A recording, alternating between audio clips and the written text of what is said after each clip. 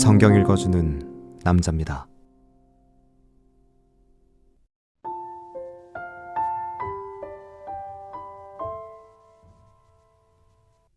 하나님이 가라사대 하늘의 궁창이 광명에 있어 주야를 나뉘게 하라. 또 그 광명으로 하여 징조와 사시와 일자와 연한이 이루라. 또 그 광명이 하늘의 궁창에 있어 땅에 비치라 하시고, 하나님이 두 큰 광명을 만드사 큰 광명으로 낮을 주관하게 하시고 작은 광명으로 밤을 주관하게 하시며, 또 별들을 만드시고 하나님이 그것들을 하늘의 궁창에 두어 땅에 비추게 하시며 주야를 주관하게 하시며 빛과 어두움을 나누게 하시니라. 하나님의 보시기에 좋았더라. 저녁이 되며 아침이 되니 이는 넷째 날이니라. 하나님이 가라사대 물들은 생물로 번성케 하라.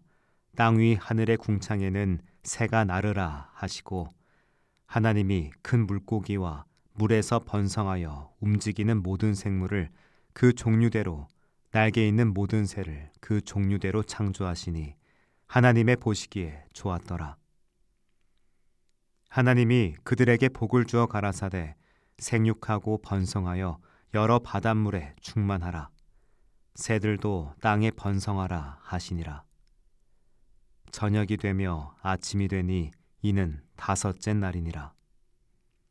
하나님이 가라사대 땅은 생물을 그 종류대로 내되 육축과 기는 것과 땅의 짐승을 종류대로 내라 하시고, 하나님이 땅의 짐승을 그 종류대로, 육축을 그 종류대로, 땅에 기는 모든 것을 그 종류대로 만드시니 하나님의 보시기에 좋았더라.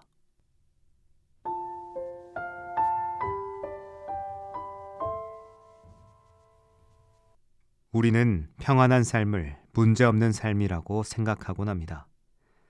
나를 괴롭히던 관계의 갈등이 사라지고 경제적인 결핍이 해소되며 마음의 불안이라는 먹구름이 완전히 거친 진공 상태를 꿈꾸는 것이죠. 마치 깨끗이 치워진 빈 방처럼 악이나 고통이 조금도 발붙이지 못하는 완벽히 정돈된 상태를 하나님의 축복이라 믿고 기대합니다. 그러나 성경이 증언하는 하나님의 창조와 복의 개념은 우리의 이러한 결벽적인 기대와 사뭇 다른 궤적을 그립니다. 창조의 넷째 날부터 여섯째 날까지 이어지는 하나님의 작업은 앞서 나눈 경계들, 곧 하늘과 바다와 땅을 생명으로 채우시는 과정입니다. 주목할 점은 하나님께서 생명을 번성케 하시는 장소입니다. 고대인들에게 물은 생명을 삼키는 혼돈과 악의 상징이었죠. 그런데 하나님은 그 거칠고 위험한 물을 제거하지 않으십니다. 대신 물을 갈라 창공을 만드시고 그 물 아래 물고기들을 가득 채우십니다. 하나님의 정의로운 다스림은 악을 박멸하는 것이 아니라 위협적인 환경 속에서도 생명이 자기 몫의 노래를 부를 수 있도록 복을 불어넣으시는 방식으로 이루어지죠. 우리는 내 삶을 옥죄는 물이 마르기만을 기도하지만 하나님은 그 물속에서 헤엄치는 역동적인 생명을 보라고 말씀하시죠. 하나님의 정의는 악의 존재가 사라지는 진공 상태가 아니라 하나님의 선하심이 악의 위협보다 더 압도적으로 충만해지는 상태입니다. 마치 어둠을 몰아내는 것이 어둠과 싸우는 일이 아니라 빛을 밝히는 일인 것과 같은 것이죠. 하나님은 짐승과 물고기들에게 생육하고 번성하라고 복을 주셨습니다. 성경에서 가장 처음 등장한 복이죠. 이 복은 안락한 환경을 보장하는 것이 아니었습니다. 어떤 척박한 토양 위에서도 생명을 이어가고 꽃 피우게 하는 강력한 생명력을 약속하신 것이죠.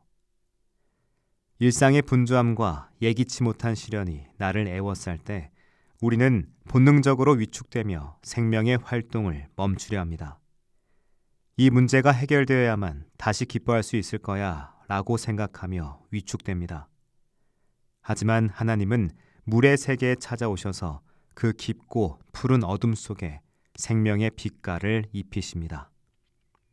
복은 내가 처한 상황을 개선하는 마법 주문이 아닙니다. 나를 온 우주를 다스리시는 분의 광대하심을 신뢰하며 오늘 내게 주어진 경계 안에서 기어이 생명의 열매를 맺게 하는 약속이죠.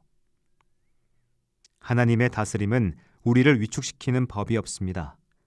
우리가 도무지 상상할 수 없을 만큼 풍성하게 피어나도록 하나님은 우리를 복돋우십니다.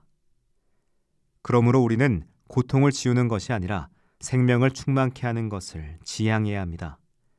내 삶 구석구석에 남아있는 불안의 습기를 억지로 닦아내려 애쓰기보다 그 습기조차 생명을 기르는 수분으로 사용하실 창조주를 신뢰하는 법을 배워야 합니다. 우리를 두렵게 하던 물의 세계는 하나님의 복 안에서 생명이 유영하는 거룩한 무대가 될 겁니다. 기도하겠습니다. 주님, 제 삶을 에워싼 고통의 물을 제거해 달라고만 애걸하던 어린 마음을 거두어 주시고 그 위협적인 현실 한복판에서도 주님 주신 생명의 복으로 충만하여 기어이 생명의 꽃을 피우게 하소서. 아멘.